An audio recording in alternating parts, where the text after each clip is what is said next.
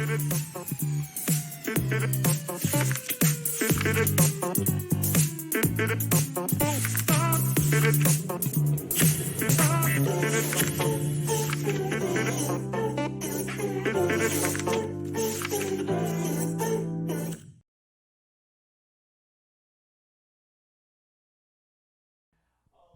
e você sabe que depois da programação do Confluências nos palcos, né, depois dos espetáculos, a gente corre pra cá pro camarim, puxa todo mundo pra cá pra saber como foi, o que, que eles estão achando de Teresina, do Piauí, desse calor. Eu acho que o papo aqui, gente, é sempre esse. E o calor?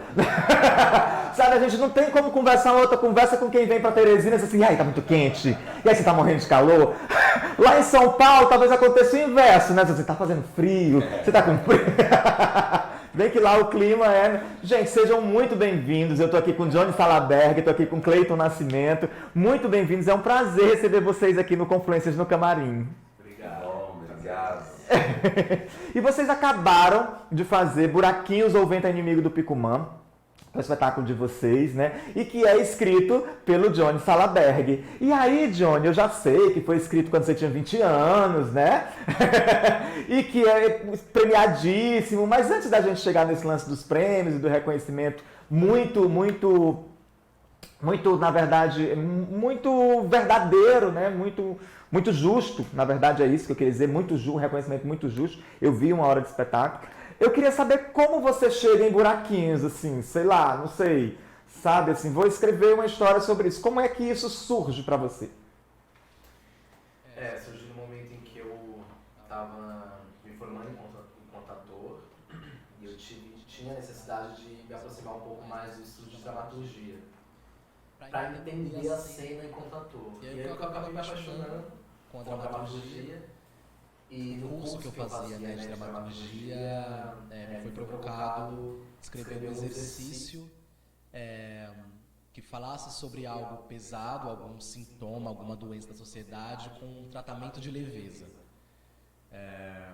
E aí eu escrevo Buraquinhos, que surge com o exercício primeiro, e depois eu vou desenvolvendo a dramaturgia. Então a peça ela é composta por memórias minhas, afetivas, de minha família, o próprio genocídio no Brasil, que é uma história que todo mundo conhece, começo, meio e fim. Mas ela tem essa pegada fantástica que muda um pouco a curva, né? A gente muda um pouco o caminho esperado com um jovem negro e periférico. A gente não deixa de denunciar, a gente fala sobre o genocídio, mas fala de uma outra forma, né? Então esse menino que corre o mundo inteiro e nessa corrida ele vai vivendo experiências, vai sendo esburacado, outras pessoas vão tomando conta dele, e não se sabe se ele chega em casa, se só os pães chegam em casa, não se sabe quem chega em casa, né? Enquanto a mãe dele está lá em Guaianazes na espera. Então é uma dramaturgia fragmentada, com memórias afetivas minhas, de Guaianazes, né? De extremo leste de São Paulo, capital de São Paulo, misturada com alguns procedimentos de dramaturgia na época que eu estava escrevendo, e coisas que eu fui criando e descobrindo na hora, né? Então, e essa peça ela vai se configurando a cada apresentação que a gente faz também, assim. Então é uma dramaturgia em que a gente coloca o nosso corpo em cena, o nosso corpo também é dramaturgia, as nossas experiências com o racismo, da onde a gente veio. Então é uma peça que fala sobre nós, mas também fala sobre muita gente.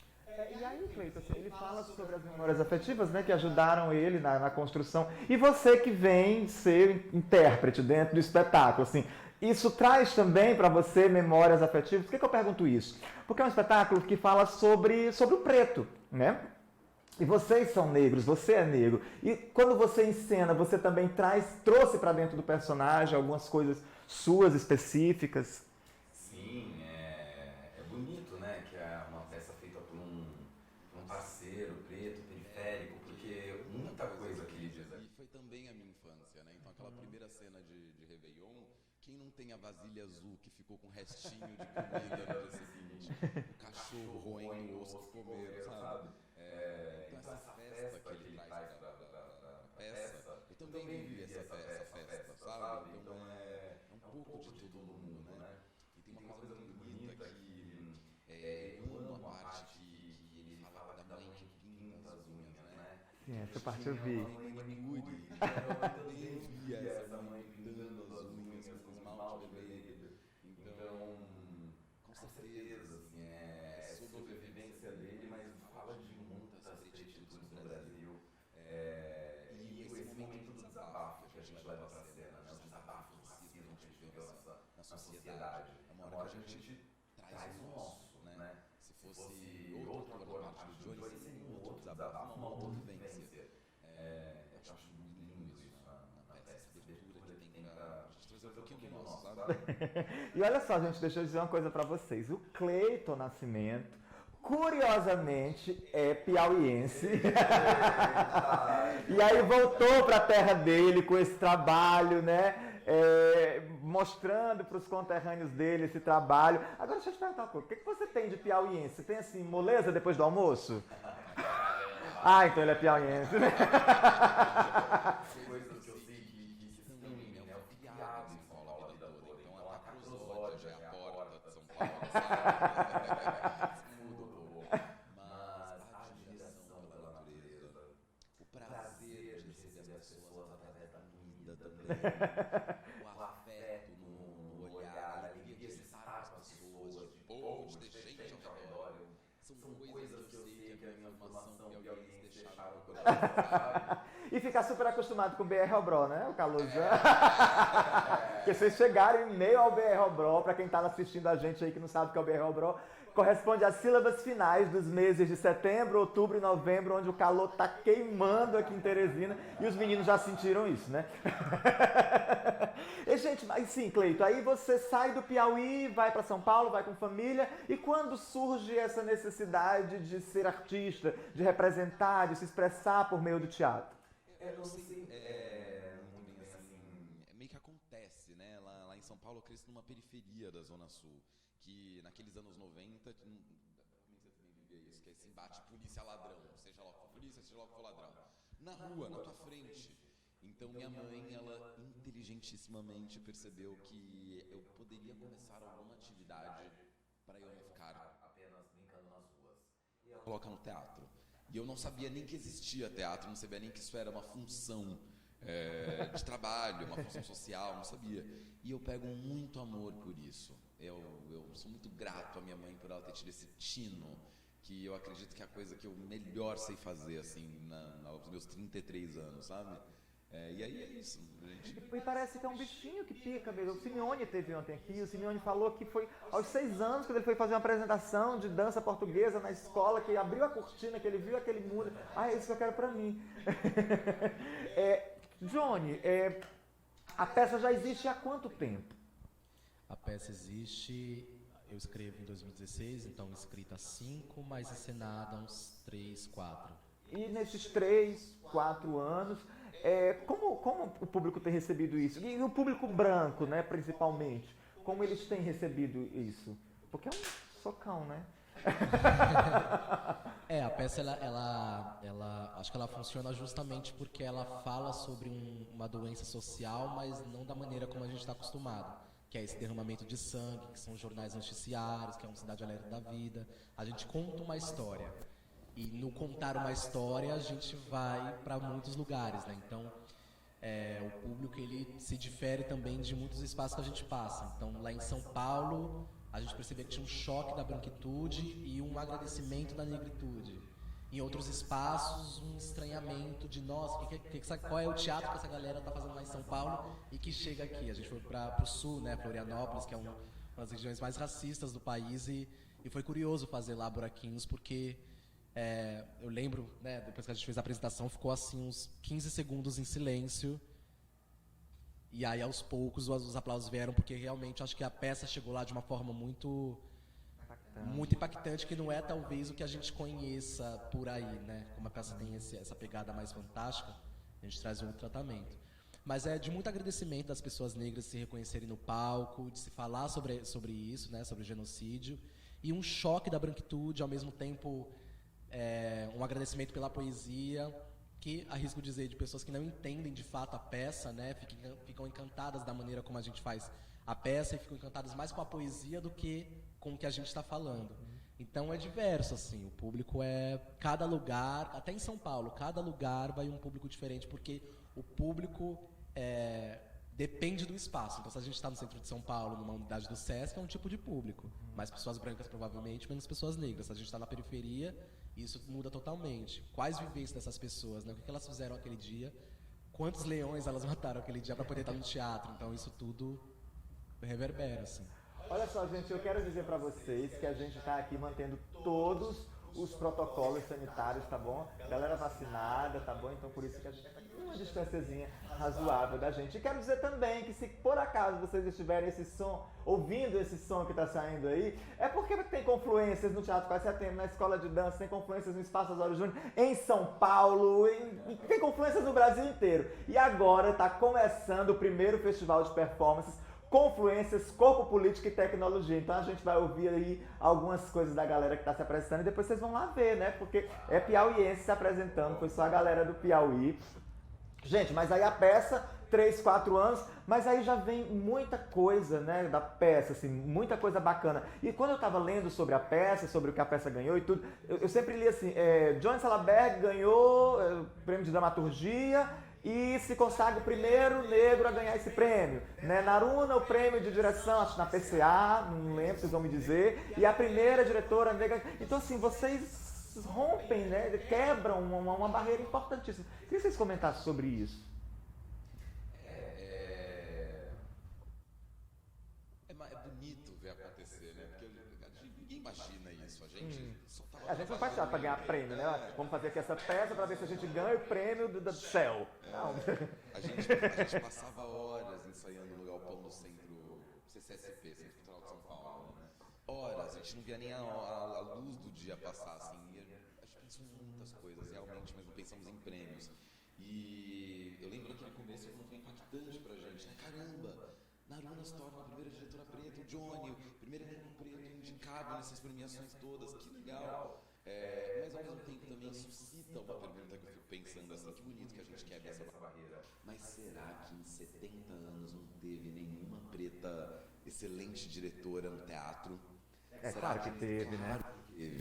Então também é esse lugar de, além de furar a bolha, é uma chacoalhada na história que a gente dá. Não olharam para essas profissionais nesses 70 anos que se passaram. Não abriram as portas para a juventude periférica que estava escrevendo suas histórias. É bonito que a gente marque esse momento histórico criativo, mas também é legal suscitar a pergunta do que é história, para onde a história olhava, sabe?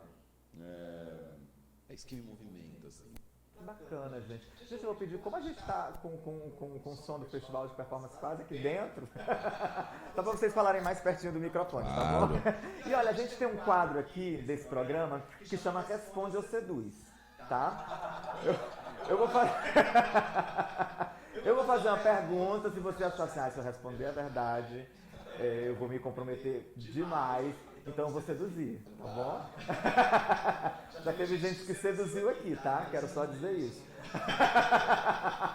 Então vamos lá agora, Responde ou Seduz com Johnny Salaberg e Cleiton Nascimento. Cleiton Nascimento, deixa eu te perguntar. Tô nervoso. Nesse país, os livros de história mentem? Essa eu respondo. Eu acho que os livros de história, claro que a gente diz mentem para que a mensagem seja objetiva, mas eu acho que eles omitem. Eu cresci com a história dizendo que os indígenas eram preguiçosos. Não eram nem indígenas, eram índios que eram colocados no livro. Cresci dizendo que pretos... O Brasil foi descoberto. O Brasil foi descoberto, que os pretos são violentos e só fizeram revoltas. Ao mesmo tempo, eu acho que os escravos e não escravizados, né? É importante afirmar isso. Isso mesmo. Então eu acho que o livro de história ele omite muitos personagens não, muitas pessoas que contaram a história desse país, como o Almirante Negro, como o Dragão do Mar. Cadê essas pessoas dos livros didáticos? Então a gente aprende por uma perspectiva de quem nos colonizou. A gente não fala nem o idioma que estava aqui antes, a gente fala o idioma do colonizador. Isso é um arrombo cultural, é um arrombo histórico isso. Então, respondendo e não seduzindo, os livros de história não mentem, mas eles omitem. Muito bem, gente. Será que vem sedução por aí? Vamos ver. Johnny Salaberg. Teve algum momento assim no Buraquinhos, na montagem ou durante a carreira do espetáculo, você disse, ai, vou tirar essa pessoa desse elenco, não aguento mais. Não tem tempo para ensaiar, não tem tempo para viajar, não tem tempo. Responde ou seduz? Vamos seduzir os dois? Vamos Então olha aí, ó. Maravilhoso. Ele pesquisou, ele...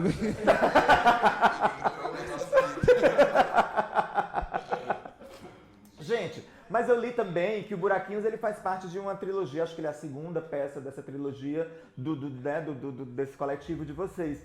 O que contam as outras peças? O que conta a primeira e o que conta a segunda? Qual é ela e o que conta? Se chama Trilogia da Fuga, uma trilogia que fala sobre três textos, né, 3 peças, 3 espetáculos, sobre a imagem de um corpo negro em movimento, em fuga. Em movimento não, em fuga. E a gente fala isso em 3 tempos diferentes. Então, Buraquinhos ocupa a contemporaneidade, seria o meio presente. Tem um outro texto, outro espetáculo que chama Mato Cheio, que fala sobre a fuga de escravizados lá em São Paulo, por um túnel subterrâneo no bairro de Jabaquara, indo até a cidade de Santos, porque Santos, no litoral de São Paulo, acreditava-se que eles chegando até o mar, eles poderiam voltar para o continente africano.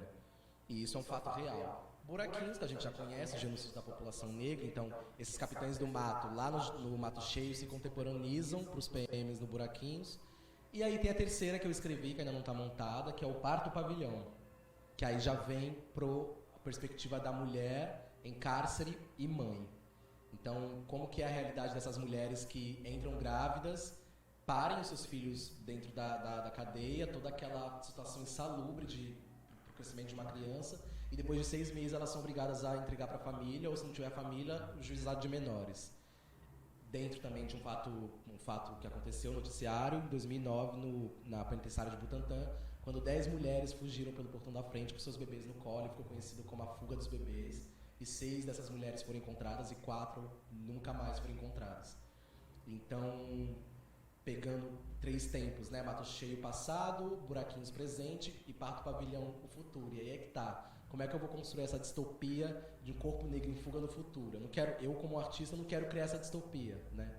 Então, dentro da criação do texto, eu fiquei me perguntando como que eu poderia lançar isso para o futuro e achei exatamente isso, né? Desses corpos bebês que vão crescer e vão ter a possibilidade de estar livre, de ter uma outra realidade que a sua mãe não teve, né? Então, por enquanto temos 2, e aí a terceira a gente está ainda em pesquisa, em processo de montagem. Gente, assim, a gente vive um período pandêmico, né? Assim, eu brinco que eu saí do meu trabalho, eu sou coordenador de artes do Senac Piauí, eu saí de lá para passar 15 dias em casa e passei 1 ano, né?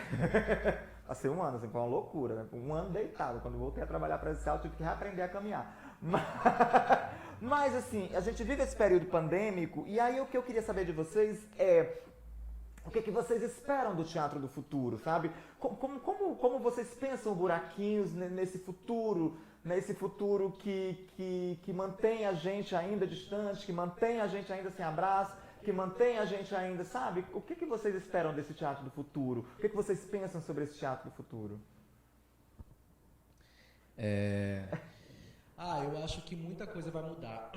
Não só o teatro. O teatro sendo esse espelho da sociedade, né, que a gente fala dentro da arte, ele vai espelhar o que a gente está vivendo, o que a gente vai viver, né?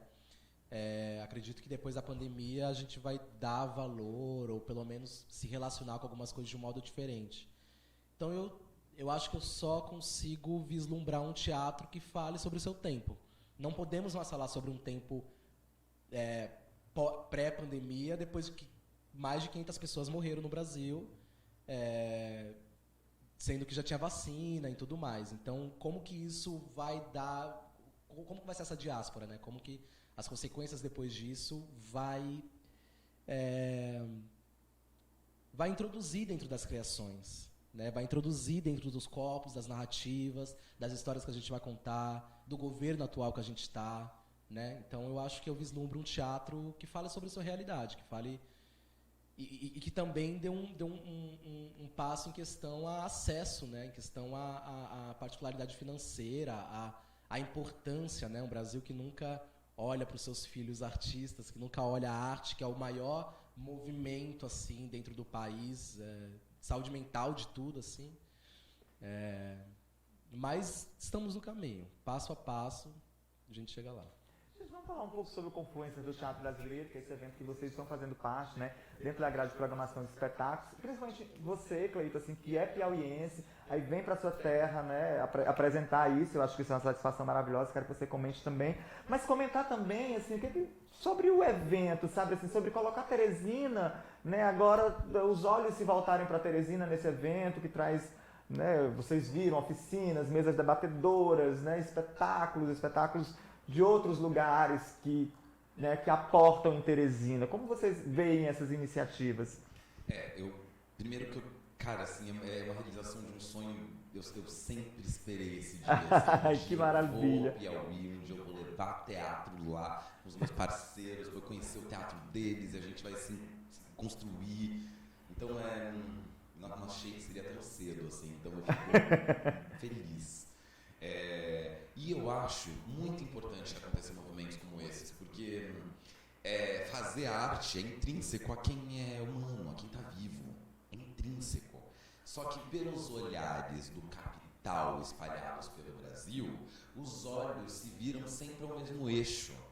Então eu acho muito importante que tenha esses tipos de festivais, para a gente se ver, se juntar. Olha o movimento social histórico que o Confluências faz esse ano. Vocês nem sabiam que eu era daqui do Piauí, né? Eu estou aqui. Isso é bonito. Quantas trocas não podem ser feitas?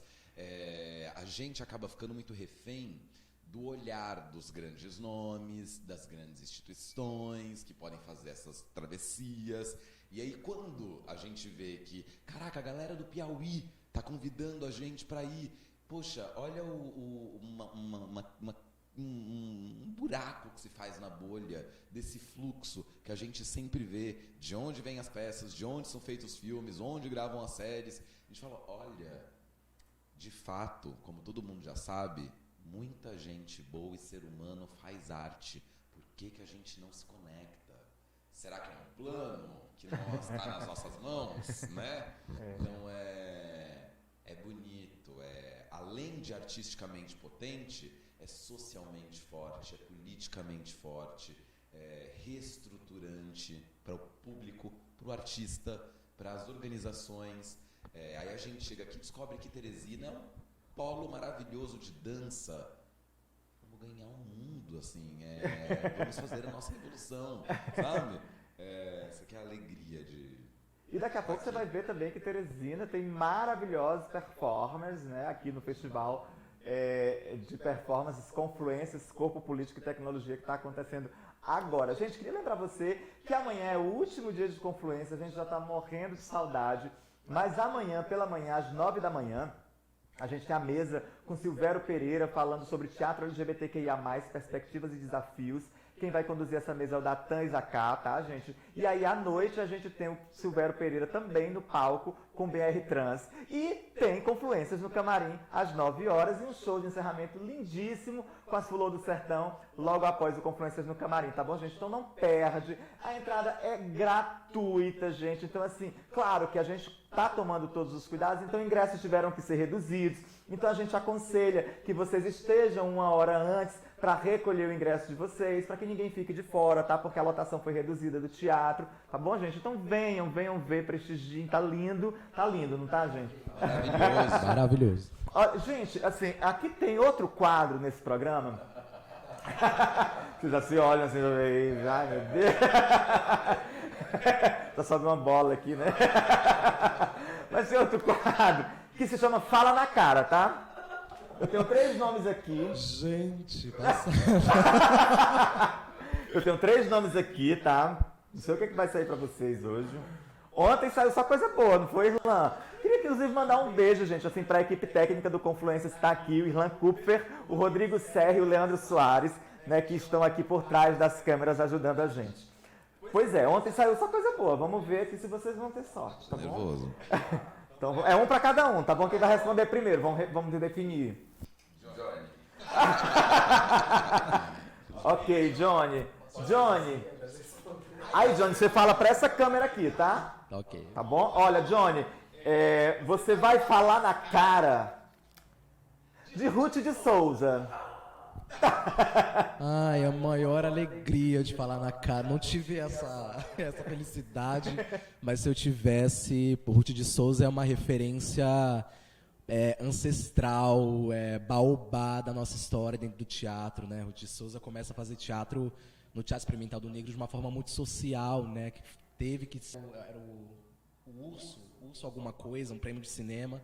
Então a Ruth de Souza, enfim, centenário dela, né, aconteceu aí próximo. Em São Paulo tem um festival que se chama Dona Ruth, Festival de Teatro Negro de São Paulo. Esse ano foi a 3ª edição, um festival lindíssimo. Fiquem aí o interesse para conhecer. Então, só felicidade em falar na cara de Ruth de Souza. Gostaria de ver ela pessoalmente para falar o quanto ela é importante, quanto ela nos inspira a falar sobre a gente no teatro. Maravilha! Vamos lá pro Cleiton. Vamos lá pro Cleiton. Ai, gente. Tô nervoso. Ai, eu também. Porque eu sei o que Ratinho. Cleiton Nascimento, piauiense, fale na cara de Bolsonaro.